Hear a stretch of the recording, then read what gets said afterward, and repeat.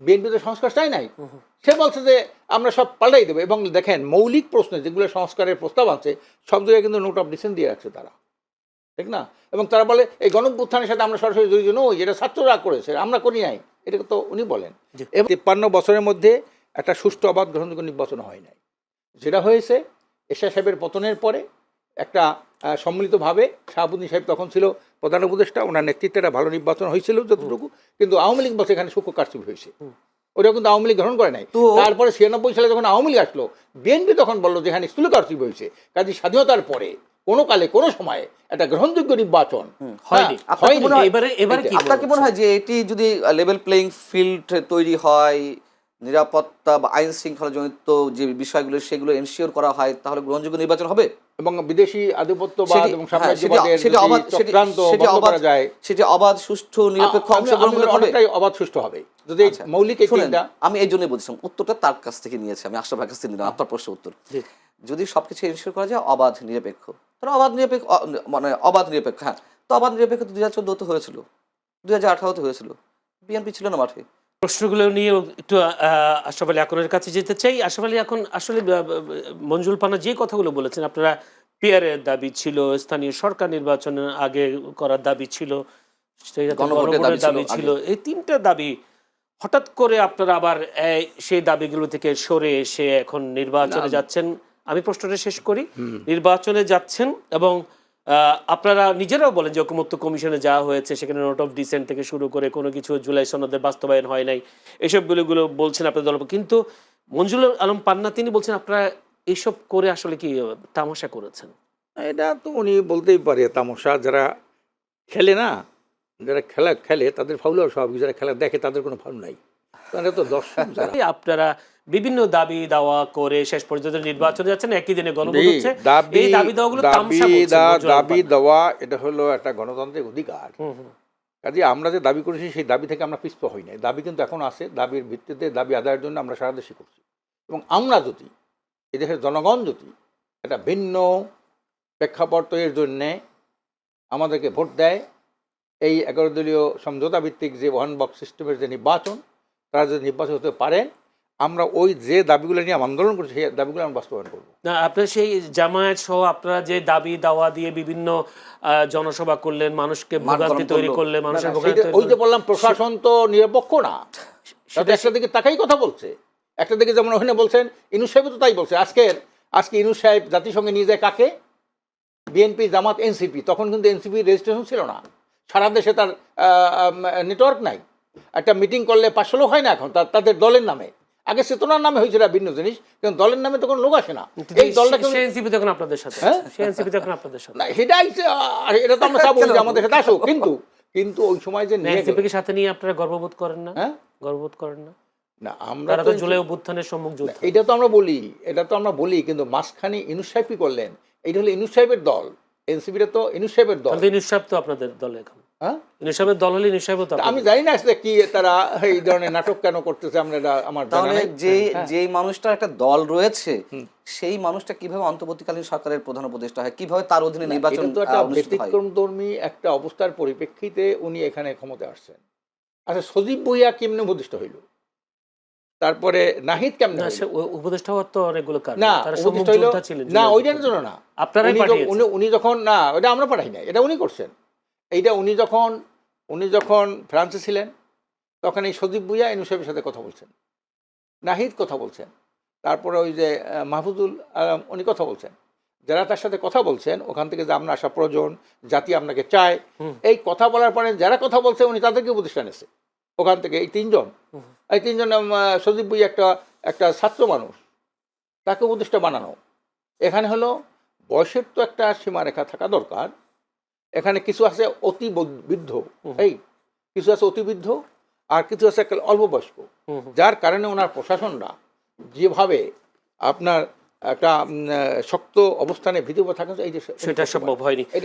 একটা প্রশ্ন, যেহেতু আপনার একটা সমঝোতার জোট আছে জামায়াতের সাথে আপনাদের দীর্ঘদিনের বৈরিতা ছিল, এটা তো আপনারা নিজেরাও স্বীকার করেন, বিভিন্ন আপনাদের আদর্শ বা ইসলামী সুন্নাহ বা যেটা বলেন, নির্বাচন সামনে রেখে যে সমঝোতা হলো, এখন এই সমঝোতার মাধ্যমে আপনারা তাদের সাথে, জামাতের সাথে থেকে আপনাদের যে উদ্দেশ্য, সেই উদ্দেশ্যটা কতটা সফল হয়েছে? আমরা চাইতেছি যে গণঅভ্যুত্থানের যে 3টা মৌলিক আপনার লক্ষ্য ছিল, একটা হলো আপনার ছিল, প্রথম ছিল হলো সংস্কার, বিচার এবং হলো সুষ্ঠু নির্বাচন, 3টা। এই লক্ষ্যকে সামনে রাখা আমরা জামাতের সাথে জোট করেছি। জামাতের দল, তাদের নীতি আদর্শ তাদের, আমাদেরটা আমাদের, ওইটা যার তাকে সে থাকবে। কিন্তু আগামী নির্বাচনে এই 3টি মৌলিক, আপনি বিএনপি তো সংস্কারই চায় না, বিএনপি তো সংস্কার চায় নাই। সে বলছে যে আমরা সব পাল্টাই দেবো। এবং দেখেন মৌলিক প্রশ্নে যেগুলো সংস্কারের প্রস্তাব আছে সব জায়গায় কিন্তু নোট অফ ডিসেন্ট দিয়ে রাখছে তারা, ঠিক না? এবং তারা বলে এই গণঅভ্যুত্থানের সাথে আমরা সরাসরি জড়িত নই, এটা ছাত্ররা করেছে, আমরা করি নাই, এটা তো উনি বলেন। এবং যারা এই প্রায় 1,500 মানুষকে হত্যা করলো নির্মমভাবে, হাজার হাজার মানুষকে পঙ্গু বানাইলো, উনি তাদের সমস্ত কেস মামলা উনি করে দেবেন, কি বলে উনি উঠেই ফেলবেন, তাদের কেস মামলা থাকবে না। তারপরে ভারতের সাথে এই যে আওয়ামী লীগ যে চুক্তিগুলো করলো ভারতের সাথে, অনৈতিক অসম যে চুক্তিগুলো করলো, এই চুক্তিগুলো কী হবে এ নিয়ে তারা কোনো কথা বলে না। শুধু তাই না, আজকের গণঅভ্যুত্থানের পরে একটা দাবি করছিল আপনার এর পদত্যাগ, সুপ্পু সাহেবের পদত্যাগ। এইটা কিন্তু তাদের কারণে এইটা হইল না। যে হাসিনার একজন পাচাটা, বলতে গেলে পাচাটা একজন ব্যক্তি, সে ওখানে কিন্তু আশরাফ আলী, এখন আপনাকে একটা প্রশ্ন, যেহেতু এত সমালোচনা করছেন বিএনপির, কিন্তু আমরা দেখলাম আপনাদের নায়েবে আমির মুফতির ফয়জুল করিম সহ আপনারা কয়েকজন বিএনপির অফিসে গেলেন, দেখা করলেন, তাদের সাথে হাত মেলালেন, আতর উপহার দিলেন। এটা হলো মানবিক কারণ। এই জন্যে একটা বয়োজ্যেষ্ঠ একজন নেত্রী উনি ইন্তেকাল করেছেন, সমবেদনা জানানোর জন্যই আমরা সেখানে গেছি। কেউ কেউ বলছেন জামাতের সাথে আপনাদের দূরত্ব তৈরি হয়েছে, সে কারণে এই সম্পর্কটা আবার বিএনপির সাথে করতে চান। এইটার কোনো রাজনৈতিক কোনো কেউ কেউ বলছেন, সামাজিক যোগাযোগ মাধ্যমে সামাজিক যোগাযোগ অনেক কিছুই অনেকে বলে, হ্যাঁ, বলার জন্য বলা, কম লেখার জন্য লেখা, করার জন্য করার জন্য। কারণ আসন ভাগাভাগি নিয়ে আপনাদের সাথে একটা দূরত্ব তৈরি হয়েছে জামাতের সাথে। না, এটা হয়তো মারাত্মক কিছু না, এটা আবার সমঝোতার একেবারে সমঝোতা হয়ে যাবে। জামাত আপনাদেরকে 35টা আসন দিতে চায় না, এইটা ভুল মেসেজ, এটা ভুল মেসেজ, এটা কিছু না, এটা মিডিয়ার একটা বানানো, এটা না। কারণ জামাত তো দেওয়ার কেউ নাই এখানে, তো নির্বাচনী সমঝোতা। আপনার কয়টা আছে সক্ষমতা, ওনার কয়টা, আমার কয়টা, পারস্পরিক বসে আমরা আলোচনা করবো, কে কারে দেয়, এটা তো জোট না। কেউ কেউ বলছেন জামায়াত মোড়লগিরি করছেন। না, মোড়ল তো একটু মানে করতেই পারে সে যদি এটা তাদের, কারণ জামাত তো আওয়ামী লীগ বিএনপির সাথে জোট করিয়াছে, এই জন্য তাদের ওই যেমন আওয়ামী লীগ বিএনপি তার সাথে মোড়লগিরি করছে, এই অবস্থা তাদের থাকতেও পারে। কাজে এইটা জনগণ এটা গ্রহণ করবে না, তাদের মোড়লগিরিটাকে এখনই জনগণ গ্রহণ করতেছে না। আমার সাথে তো সেটা তো অন্য বিষয়, সেটা তো অন্য বিষয়। অনেকদিন পর্যন্ত তাহলে বলেন জামাতকেও বলেন জামাত ভারতের দাসত্ব গ্রহণ করেছে। না, এই কথা দাসত্ব বলা যায় না, এটা উনি যদি গোপন রাখে, এইটা যদি উনি গোপন, উনি তো প্রকাশ করে দিলেন। কি ভারত বলছে না, উনি প্রকাশ করেন, উনি প্রকাশ করতে বাধ্য হয়েছেন, প্রশ্নের উত্তরে বলেছেন। রয়টার্সের সাংবাদিকরা যখন বলেছে যে আপনার সাথে এরকম একটা বৈঠক হয়েছিল, তখন উনি বাধ্য, যেহেতু রয়টার্স বলে কথা, আন্তর্জাতিক বার্তা সংস্থা, তারা কোনো ধরনের এভিডেন্স ছাড়া কোনো প্রশ্ন করে না। তো জামাতে আমির সাহেব তো জ্ঞানী মানুষ, বুদ্ধিমান মানুষ। আপনারা কি তার সাক্ষাৎকার নিয়েছেন? তার সাক্ষাৎকার নিয়ে প্রকাশ করেছেন? এটা অন্য বিষয়। না, অন্য বিষয় কি, আমরা তো এটাকে গ্রহণ করি না। আমরা ভারতে আধিপত্যবাদের বলেছেন, এটা বলেছেন একবার, অবশ্যই বলেছি। কোথায় বলেছেন? অবশ্যই তাদের সাথে কথা বলেছি। এই কথাটা ঠিক না। এই কথা হলো জিএম কাদের সাহেব যে কথা বলেছেন, যে ওই যে আওয়ামী লীগের আমলে যে ভারতের সাথে কি হয়েছিল আপনার কথাবার্তা, উনি বলছে বলা যাবে না, উপরে নির্দেশ আছে, ওই পারের নির্দেশ আছে, যেটা বলা যাবে না। আমরা তো এই কথাই বলছি যে এত জিএম কাদেরের মধ্যে তো এটা কথা হলো যে উনি এতদিন কেন গোপন রাখবেন, তার সাথে কেন নির্বাচনের সমঝোতা করছেন? তার সাথে না, এত আগেই সমঝোতা কেন কেন কেন? এই যে বিএনপি আর একটা ফেসিস্ট না, আওয়ামী লীগ যে ফেসিস্ট, তারাই তো প্রচারটা হলো আওয়ামী লীগ। জামাত ফ্যাসিস্ট 5-6 হাজার লোককে তারা বহিষ্কার করলো, 5-6 হাজার লোক। কেন? চাঁদাবাজি, দখলবাজি, সন্ত্রাসী কার্যক্রম, এই 5,000 লোককে তো তারা এই কারণ ঘটিছে দেখেই তো তারা বহিষ্কার করলো। এখন তো তাদের মধ্যে হয়ে গেছে, এখন সমস্ত ওই যে আমরা বালু ট্রাক করতেছে, একজন আপনার কোথায় নেত্রকোনার একজন বলছে যে আমি তো তাহাজ্জুদ নামাজ পড়ি, দাড়িওয়ালা, তাহাজ্জুদ নামাজ পড়ি, আমি ফোর্স লাই যাই, আমি 500 অবৈধ বালির ট্রাক আটকাইছি, এখন আর এটা চলে না। তো এখনও এইটা কারা করে? এই চাঁদাবাজি, দখলবাজি, টেন্ডারবাজি, ভূমি কারা করে? যারা ক্ষমতায় ছিল, ক্ষমতায় যাওয়াই মানে হলো রাষ্ট্রীয় সম্পদ লুটপাট করা, এই ভাগ কিছু সাংবাদিককে দেওয়া, এই ভাগ কিছু হ্যাঁ সাংবাদিক। এই যে আপনার এই যে মতিউর রহমান প্রথম আলোতে কি লেখছেন, সে আগের বারে তারেক জিয়ার বিরুদ্ধে খালেদা জিয়ার বিরুদ্ধে কি লেখছেন সে লেখছে না যে বিশ্বের 3 জন সবচেয়ে বেশি দুর্নীতিবাজ নেতা, তার মধ্যে 3য় নম্বর হলো খালেদা জিয়া। এটা তার পত্রিকায় এখন এটা দেখাইতেছে না যে আপনার পত্রিকায় যে দেখাইতেছে আগের প্রথম আলো আর এখন বর্তমান প্রথম আলো, এটা দেখাইতেছে না। তো এই যে সুবিধা, চিন্তা করে যে ওই লোকটা তো খারাপ লোক, ওখান থেকে কিছু পেতে হইলে তার বৈশী প্রশংসা করা লাগবে। আজকে থেকে নির্বাচনে আপনি দেখেন যেখানে গরু ছাগল এবং কুকুর বসা ছিল মাঠের মধ্যে, মাঠ ফাঁকা ছিল, সেখানেও সাংবাদিকরা রিপোর্ট করে 60-70% ভোট কাস্ট হয়েছিল। সব সাংবাদিক না, হ্যাঁ, সব সাংবাদিক না, না না গড়ের উপর বলা ঠিক হবে না। না গড়ে না। আমি আপনার এই যে উত্তরটা দিই। শোনেন, সাংবাদিকরা যখন দুইটা গ্রুপ পড়ে, একটা যায় বিএনপির দিকে জাতীয়তাবাদী, একটা যায় বিএনপির দিকে, সবাই না ওইভাবে বলবেন না, কে থাকে এরপরে যারা থাকে, না এরপরে যারা থাকে তারা কারা? এই যে প্রেস ক্লাব নিয়ন্ত্রণ করে কারা?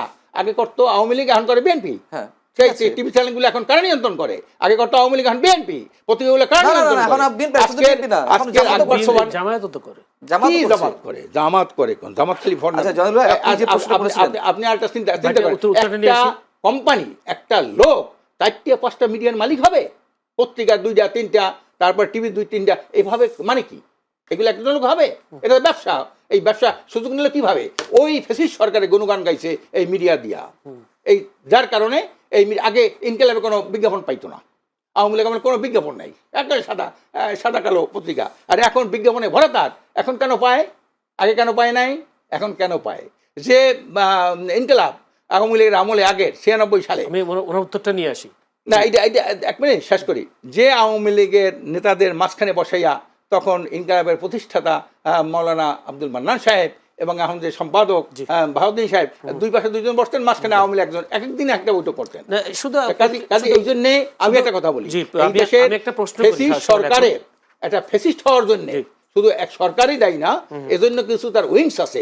তার মধ্যে গণমাধ্যমের কিছু এই নাম করা যারা প্রধান থাকে, কি প্রধান গণমাধ্যম, তাদের কিন্তু একটা অনেক ভূমিকা আছে এই ফেসিদেরকে টিকাই রাখা এবং সেখান থেকে অবৈধ সুযোগ সুবিধা নেওয়া। তারপরে এই যে আমলা প্রশাসন, এরা সবাই কিন্তু, এই শিক্ষক, আইনজীবী, সবাই কিন্তু এই ক্ষমতাসীনদের ভাগবাড়া নেওয়ার জন্য যখন দেখে যে এই দল ক্ষমতায় যাবে, তাদের সাথে উঠে পড়ে লেগে যায়। আজকের প্রথম আলো বলে 60 থেকে 62% না 64% ভোট আছে বিএনপি। এই প্রথম আলো রিপোর্ট করে। কিন্তু আমি আসলে এখন আমি একটু বলি, আপনি বলছেন সাংবাদিকরাও আওয়ামী লীগের দালালি করেছেন, বিভিন্ন মিডিয়া দালালি করেছেন, কিন্তু আপনাদের বিরুদ্ধে তো অভিযোগ আছে। আপনারা 2 জানুয়ারি সম্ভবত 2023 সালে সরওয়ার্দী উদ্যানে হাসান মাহমুদকে নিয়ে আপনারা ঐক্যবদ্ধ করার সভা করেছিলেন, সেখানে হাসান মাহমুদ গেছেন, সেখানে বিএনপি লোক তো গেছে। হ্যাঁ, কিন্তু আমরা চাইছিলাম, আমি প্রশ্ন শেষ করি, কেউ বলছেন বিএনপির সাথে আওয়ামী লীগের সম্পর্ক খুব দূরত্ব, সেটাকে কাছে আনবার জন্য আপনারা একটা উদ্যোগ নিয়েছেন। না তা তো নিয়েছিলাম, তা তো সেখানে আপনার এই যে বিএনপির মানে ওই সুবিধাটা আপনারা ভোগ করতে চাইছেন? না, কোনো সুবিধা ভোগ না। দেশে যে একটা সহিংসতার রাজনীতি, খাই রাজনীতি, ধ্বংসের রাজনীতি, প্রতিহিংসার রাজনীতি, সেইটা বন্ধ করার একটা উদ্যোগ বিশ্বের চর্মা নিয়েছেন। এটা আজকে শুধু না, এটা স্বাধীনতার পর থেকে বরিশালের এমন একটা অবস্থা যেখানে আওয়ামী লীগ ক্ষমতা গেলে বিএনপি বরিশালে থাকতে পারে না, আর বিএনপি ক্ষমতা গেলে আওয়ামী লীগ থাকতে পারে না। এই জন্য আওয়ামী লীগ বিএনপি না তা করি, এটা ভিন্ন জিনিস। আমাদের নেতা একজন ধর্মীয় নেতাও, এই জন্য তারা এই জায়গাটাকে নিরাপদ মনে করতেন। এই জন্যে আওয়ামী লীগ বিএনপি সবার সাথেই আমরা এবং তাদের সাথে এই কথাই বলেছি যে আপনারা যদি আপনার এই দুর্নীতি দুঃশাসন মুক্ত একটা কল্যাণ রাষ্ট্র প্রতিষ্ঠা না করেন, জনগণ শুনেন ভাই, এগুলো গতানুগতিক বক্তব্য, কল্যাণমূলক রাষ্ট্র ফাস্ট, এগুলো মানুষ বোঝে না। এগুলো যারা শুনেন সেই গতানুগতিক লুটপাটে ব্যস্ত, তারা কল্যাণ রাষ্ট্র এইটা চায় না, কেউ চায় না, আপনারাও চান না, এগুলো বিরোধী থাকলে অনেক বিপরীত কথাবার্তা বলা যায়। এগুলো কি বেদাত না অথবা হারাম নয় ইসলামের দৃষ্টিতে? আচ্ছা, তারিখ দিয়ে নামে তো উজু করা লাগবে, এইটা যখন বলে এইটা প্রতিবাদ করছেন আপনি লেখছেন এটা বুঝতে, আপনি সাংবাদিক না? কোনটা? এই যে এটা বলছে না, এই যে বুলু ভাই বরকতুল্লাহ বুলু, যে তারিখ দিয়ে নাম নিতে হইলে আমি তো রাজনীতি করছি না। কেন করেন না আপনি? এখানে এক সাইডে কথা বলেন কেন? এইটা করেন নাই, ওই যে দেখেন না কেন আপনি যে ধর্ম ব্যবস্থা উজু করা লাগে, তারিখ দিয়ে নাম নিতে, রাসূল সাল্লাল্লাহু নাম নিতে উজু করা লাগে না? বরকতুল্লাহ বুলু কি বলেছেন? কি বলছে? যে তারিক জিয়ার নাম নিতে হইলে তার বিরুদ্ধে যখন বিভিন্ন সমালোচনা শুরু হয়েছে, তখন সে বলছে হ্যাঁ তারিক জিয়াকে জানেন, ওনার নাম দিলে উজু করা লাগবে, এই কথা বলছে না? আচ্ছা, যদি বলে থাকেন আমি এটা সমর্থন করি না। আর এটা আপনি জানেন কি না? না, আমি জানি না, কেন জানবেন না? আচ্ছা, বলতে দেন, এই বিষয় তো আপনি বলেছেন, আপনি তুলেছেন, এই যে ফ্যাসিস্টের বিষয় কিংবা জামাত, ওই কি বললেন উনি, এখন বলতে গেলে তো রিপিট করতে সময় লাগবে। বিষয় হচ্ছে, যেহেতু আপনি জামাত, আমি তো আর বিএনপির সাথে জোট করিনি, যে আমাকে এগুলো জিজ্ঞেস করতে, বা আপনি আমাকে জিজ্ঞেস করবেন, আমি বিএনপির প্রতিনিধিত্ব করছি না যে আপনি আমাকে আমার কাছে কৈফিয়ত দিবেন। কথা বলবেন, আরেকদিকে কথা, এটা তো হয় না হ্যাঁ, ভাই, এটা যদি হয় না, সেটা এটা বলে হয় থাকে না। ভাই, No, এটা আমার জ্ঞানের অজ্ঞতা বা সীমাবদ্ধতা, আমি এটা শুনিনি। বরকত বুলু যেটা বলেছেন আমি এটা শুনিনি, এটা আমার জ্ঞানের সীমাবদ্ধতা, সবকিছু জানা সম্ভব নয়। এখন বিষয় হচ্ছে যেহেতু আপনি জামাতের সঙ্গে আছেন, আমি ওই জামাতের জায়গা থেকে প্রশ্ন আমি যে করছি আপনাকে। বলছি না এটা আপনি জানেন, আমরা বাবা। ভিতরে কি বলছি না বলছি, উনি কি ব্যাখ্যা দিয়েছেন এটা ভিতরে আপনি জানেন? বলবে, প্রকাশ্যে বলেন। না, প্রকাশ দরকার কি? জিজ্ঞেস করেন, কেন? আপনি সারা কেউ জিজ্ঞেস, জনগণের রাজনীতি করেন আপনি না সারা আপনারা? জিজ্ঞেস, আপনি নিশ্চয়ই আপনারা এই জনগণের কথার রাজনীতি পিছনে, করছেন কিনা? এই প্রশ্নের ভিতরে ভাই আপনার একটা অন্য মতলব আছে, এটা বুঝতে পারছেন। মতলবটা কি বলুন তো? মতলব হইলো এই যে ট্যাগিং আপনি- রাজনীতি, বুঝতে আপনি- পারছেন তো? না, ট্যাগিং রাজনীতি। না, ট্যাগিং রাজনীতি। মানে আপনি- মতলবটা কি? আপনি মতলবটা তারিখ কি? দিয়ে নামে উজু করা লাগবে, এটা আপনি জানেন না, এটা অজ্ঞতা প্রকাশ করলেন মানে কেন? আরে ভাই, আমি তো আমার নিজের ব্যর্থতা স্বীকার করছি, এরপরে কোনো কথা থাকে? আর একদিকে আপনি ভাই সমালোচনা ভুল করবেন, হয়ে এটা গেছে, হয় না, আমি তো এটা বললাম হয় না, উনি এটা বলে হয় না। থাকলে সেটা অবশ্যই খারাপ বলেছে। আর অজু করতে হবে, এটা আমরা বাই দ্য বাই একটা প্রচলন হয়ে গেছে, এই আমার নাম মুখে নিয়ে কিন্তু অজু করতে হবে। কেন? মানে আমি একটা কেন সাধু অজু করতে হবে? কেন? আরে কেন বাবারে, অজু করতে হবে? ঠিক আছে শুনেন, বিষয়টা হচ্ছে কি, আপনি যদি বলে থাকেন আমি আমার অজ্ঞতা প্রকাশ করছি, আমি ওটা জানি না, আমি ওটা শুনিনি। যদি হয়ে থাকে, আমি তো মিথ্যা বলছি না, আপনি বলছেন আমি ধরে নিচ্ছি বলেছেন, কিন্তু কথা হচ্ছে কি, যেহেতু আপনি জামাতের সঙ্গে, আমি তো বিএনপি না, জামাত যদি এমন কি অশুদ্ধ হইলো, বিএনপি তার সাথে সরকার গঠন করলো, তখন কি আপনি বলছিলেন জামাতে এই আপনি এই আপনি তারপরে শুনেছেন, আপনি শুনেছেন আমি বলি, বলছিলেন, আপনি শুনেছেন, হ্যাঁ? আপনি শুনেছেন আমি বলেছি কিনা? না, কি বলছেন আপনি? আপনি শুনেছেন কিনা? না, পাই না, না শুনি নাই। হ্যাঁ? আপনারা কি তা বলছেন? সেটা আপনার অজ্ঞতা। না, না, অজ্ঞতা স্বীকার কেন? করেন। না, না, অজ্ঞতা কেন? আপনি কোথায় স্বীকার বলছেন? করেন। আপনি তো বলেন নাই, আপনি যখন- কখনোই বলেন নাই। আপনি যখন- আপনি তাদেরকে শুধু তাই না, শুনেন, সরকার গঠন করলো, আবার সবই নির্লজ্জভাবে রাজনীতি, অপরাজনীতি, তাদেরকে- এগুলো মানুষকে এই, বোকা বানানো, তাদেরকে- তামাশা করা, তাদেরকে হ্যাঁ, গায়ের জোর দিয়ে কথা বলা। দেশের অবস্থা তো উনি বিষয়টা হচ্ছে, কিছু প্রশ্ন করিয়া আমি এইটা হবে বলেছি কিনা, ধর্মে ব্যবহার করবেন আমি কিনা, বলেছি, এইটা শুনেন, করছেন কিনা, আপনি এই, ইসলামী দল করেন না, এগুলো এগুলো সব কথিত ইসলামী দল। এই যে উনি যে বললো, আপনি- উনি যে বললেন যে আমি, কথিত- আপনি বলেন আপনি তো কিভাবে বুঝলেন আমি বলিনি? কথিত মুসলমান, কিভাবে বুঝলেন? কথিত পাশ্চাত্য কিভাবে সাম্রাজ্যবাদী বুঝলেন? এগুলো বদলে শুনেন, যারা করে এগুলো- মুসলমান নাম দিয়া, সারা দুনিয়াটা তাই, সারা দুনিয়াটাও তাই। এইগুলো- আজকে কতগুলা আজকের এই যে দেশের যে রাজনৈতিক একটা অস্থিরতা, রাজনৈতিক ব্যর্থতা, নির্বাচনের ব্যর্থতা, গণতন্ত্রের ব্যর্থতা, এটা কি এই সরকার করছে? সমস্ত লোকগুলি তার সাথে যে উইংস, তারাও কিন্তু এর সাথে জড়িত, তারাও এইটার পক্ষে সভাও গেছে, সরকারের গুণগান গেছে এরা। এই যে শ্যামল দত্ত আজকের আওয়ামী লীগ আমলে একটা প্রোগ্রাম করতে পারে, কওমি জননী উপাধি দিয়েছিলেন কেন? এত ফ্যাসিস্ট, না কেটে দিছিল, সেই ফ্যাসিস্টের প্রধানকে কওমি জননী, হেরিয়ে তো বিএনপির সাথে হ্যাঁ? যারা দিছিল, সেই গ্রুপটা এখন বিএনপির সাথে, যারা কওমি জননী দিছিল, এবং কেন? এখন সেই লোকগুলি কেন আবার এখন কেন বলে, কেন এই, কেন এখন আবার হাসিনা খেলাফত খালেদার মা বলছে। মজলিস, খেলাফত মজলিস যারা হেফাজতের মূল কেন্দ্রে, না, না, তারা তো মূল আপনাদের সাথে। হেফাজত তো হলো রাজনৈতিক, ওটার সাথে ওটা আমাদের কোনো নাম সম্পর্ক কো নেই। আসছে, মামুনুল হক কিসে প্রতিনিধিত্ব করে? মামুনুল হক আরে ওইসব হেফাজতে ছিল। ওইসব নিয়ে এখন আর চলে না, শুনেন, অচল মাল। এইগুলো এগুলো শুনেন, বলে- অচল কথা, কথার জন্য কথা বলার জন্য দেশের এখন মারাত্মক সংকট চলছে আগামী নির্বাচন নিয়ে, আর কথার জন্য কথাটা অন্যদিকে একটা সাইড ইস্যু এক নিয়ে মিনিট উনি ওনার এটাকে কথা খুব শেষ বড় করে করে আমি- ফেলবেন, এটা তো হয় না। জি মঞ্জুরুল পান, আপনি 1 মিনিটে শেষ করতে হবে আমাকে অনুষ্ঠান শেষ। আসলে শুনেন, এখানে যখন যুক্তি তর্কে আমরা টিকতে পারি না, তখন আমাদের আছে কি, গলাটা আছে, কণ্ঠটা আছে, অ্যাটাকিংটা আছে। যেমন মতলববাজ বানিয়ে দিল আমাকে, তো এইগুলো আমরা দেখে আসছি। আওয়ামী লীগের সময় আমাদেরকে বিএনপি জামাত বানিয়ে দেওয়া হয়েছে, এখন আবার ফ্যাসিস্টের দোষর বানানো হচ্ছে, এখন আবার এর নতুন শব্দ আমাদের আশরাফ ভাই বললেন মতলববাজ। ভাই আপনার কাছে না, মতলব না, আমি শুনেন, মতলববাজ আমি বলতে- ওপেন চ্যালেঞ্জ করে যাচ্ছি। মতলব, আপনি মতলব আমি শব্দটা বললেন না, মতলব আপনি মতলব শব্দটা বললেন না, পার্সোনালি অ্যাটাক করেছেন। হ্যাঁ, না, আমি personally না, আমি বলছি যে আপনি এত বড় মতলব বড় আছে। issue থাকা সত্ত্বেও আপনি যদি আমার উনি কি বলছিল? মতলবটা- উনি বলছে কয়েকদিন আগে, শুনেন, এর আগে শুনেন, আমাদের শুনেন, ওনার সাথে শুনেন অনেক আশরাফ program ভাই, করেছে। আপনি জিজ্ঞেস কিনা, শুনেন প্রশ্ন আশরাফ করছি ভাই, কিনা, আমি সামনে সামনে কিন্তু- বলছি কিনা, এই কথা উনি আমি বলে মানে কিন্তু কি? এই আপনাকে- শেষ করে তিলকে তাল করা, আমি সত্যটা কিন্তু জিনিসটা আপনাকে তিলকে তাল করা। আমি কিন্তু আপনাকে পার্সোনাল অ্যাটাক করিনি, আপনি পার্সোনাল অ্যাটাক না, করেছেন আমাকে। personal- এই জন্য আমি আপনাকে চ্যালেঞ্জ করছি, যদি আপনি আমার মতলবের কোনো বিন্দু মাত্র কণা খুঁজে পান, আমি চ্যালেঞ্জ করছি আপনাকে খুঁজে বের করতে হবে, নইলে আপনাকে এসে জবাবদিহি করতে হবে। এই মঞ্চে জবাবদিহি করতে হবে যে আমি মঞ্জুর আলম পান্নাকে মতলববাজ বলেছি। প্রথম ভালো যদি মতলববাজ হয়, প্রেস ক্লাবের সেক্রেটারি শ্যামল দত্ত যদি মতলববাজ হয়, সাংবাদিকতার নামে ফেসিস্টদের সহযোগিতা নিয়ে আখের গুছানো ধান্দা তাদের থাকে, শত শত কোটি টাকা তাদের ব্যাংক ব্যালেন্স থাকে, এই মতলববাজির কারণে এখন তো আমরা দেখতেছি যেই প্রথম আলো এত কিছু শেষ বললো, কথা এড়িয়ে যাচ্ছেন। সেই প্রথম আলো এখন বিএনপির কোনো গান গাইতেছে দিন রাত 24 ঘন্টা আমি তো গাইতেছে। তাদেরকে এবং defend fake- করছি না। এবং fake, তারা তো সাংবাদিক, আমি তো তাদের defend- তারা সব সাংবাদিক, আপনি তো- সাংবাদিক না, তাহলে আপনি যারা ভণ্ড প্রতারক এইখানে ধর্ম ব্যবসায়ী আছে, শোনেন, তাহলে আপনি তাদের একজন। শেষ করতে হবে। এখানে একজন সাংবাদিক আসে বলে আপনারা তো 14 সালে এই নির্বাচনে গেছিলেন আওয়ামী লীগের সাথে। জি, আমি ওইটা আমরা চ্যালেঞ্জ জানি। করলাম জি, তাকে, জি। চ্যালেঞ্জ করলাম যে আপনি একটা অসংখ্য ধন্যবাদ, সাংবাদিক, আপনি পারেন না অসংখ্য করতে। ধন্যবাদ।